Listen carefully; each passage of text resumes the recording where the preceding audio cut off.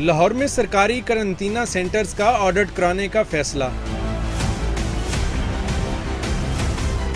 Commissioner safe انجم نے کالا شاہ کاکو اور ایکسپو سینٹر میں بنائے جانے والے قرنطینہ سینٹرز کا آڈٹ کرنے کے لیے 4 رکنی کمیٹی تشکیل دے دی۔ آڈٹ کمیٹی میں additional deputy commissioner revenue Asghar Joiya بطور convenor, director D F commissioner office, deputy director development D C office اور میونسپل آفیسر انفراسٹرکچر MCL بطور ممبران شامل ہیں۔ قرنطینہ سینٹرز کے اخراجات سے متعلق تمام ریکارڈ کمیٹی کو فراہم کرنے کی ہدایت جاری۔ آڈٹ کمیٹی 2 ہفتوں میں آڈٹ کی تفصیلی رپورٹ جمع کرانے کی پابند ہوگی۔ ذرائع کے مطابق قرنطینہ سینٹرز میں کروڑوں کی مبینہ کرپشن کا اندیشہ ہے، جس پر آڈٹ کا فیصلہ کیا گیا ہے۔ CCTV کیمروں کی مد میں 2 کروڑ روپے کے چیک محکمہ خزانہ واپس بھجوا چکا ہے، جبکہ سامان کا اضافی بل اور زائد اخراجات بھی کیے گئے ہیں۔